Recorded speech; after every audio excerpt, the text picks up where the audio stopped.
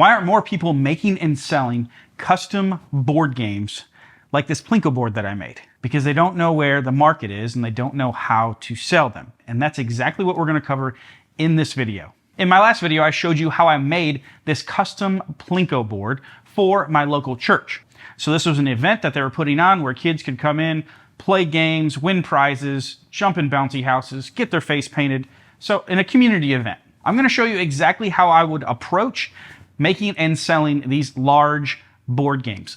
But first, let's break down the materials and the time I have into it so the $397 an hour makes sense. So the overall size of my Plinko board is 36 inches wide by 48 inches tall. This required one 4x8 sheet of plywood.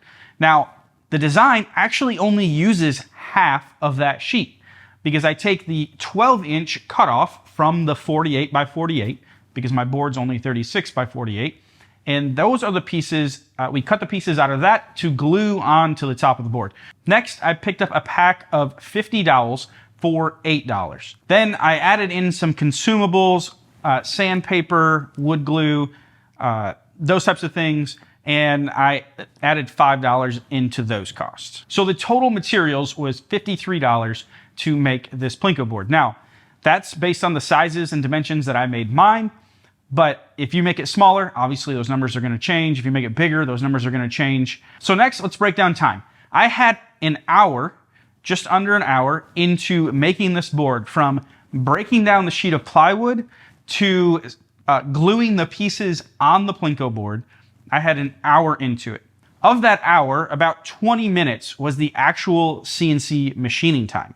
Now, I know that's based on my current setup. Your CNC may be smaller, it may be bigger, and that will change. But the way I had it set it up, the speeds and feeds that I was running, which are fairly conservative, I would say middle of the road, it wasn't too aggressive, was 20 minutes. Then the other 40 minutes was spent sanding the pieces and gluing them onto the board and actually making the board. Another thing that could take more time or less time is how you're going to customize it. So I went with the church's logo on this and just branded it that way with my Avid laser, my Avid CNC laser. So it was really easy to switch from CNC machining over to CNC lasering, and that attributes to the low production time as well. But if you decided to paint this or you decided to put some custom graphics on it, obviously that's going to add to the time it takes. So for something like this that is personalized, specific for a certain brand, I'm charging $450 for a board like this.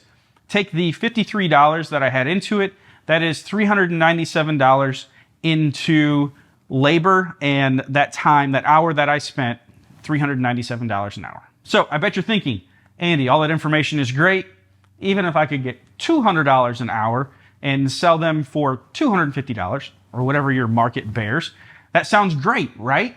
But it means nothing if you can't sell them. The production part is the easy part.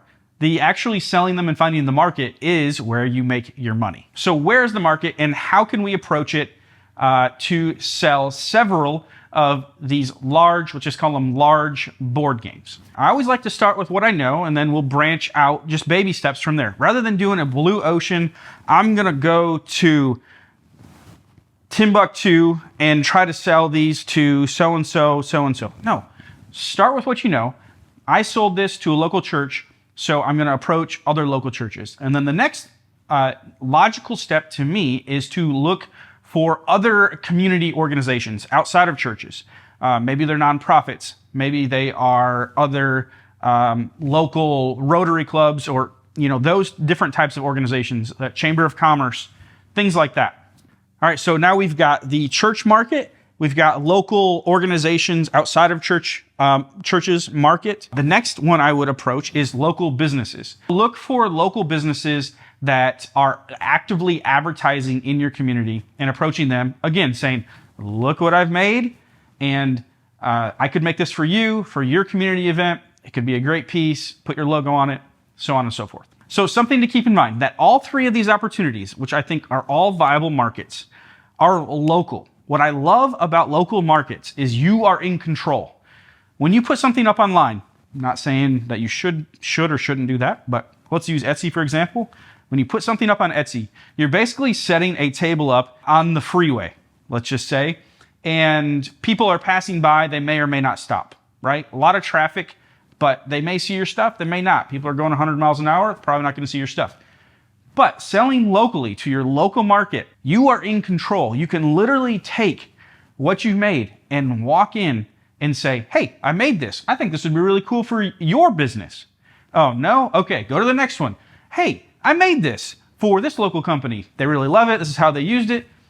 You can use this, you could use one for your community event. What I've learned over and over again, the more direct you are to your consumer, the more you get it in front of them, the better results you will have. So maybe you still don't believe me that this is a viable product for a viable price and a viable market. Here's an example that I stumbled upon just Googling. They're in Tulsa, Oklahoma. You look at the board games that they're making, and if you just look at their website, they are a profitable company, and they're very, very nice. I mean, look, they have an Adobe one. So there's companies out there that are willing to spend money on something unique, something branded, something that can engage their customer.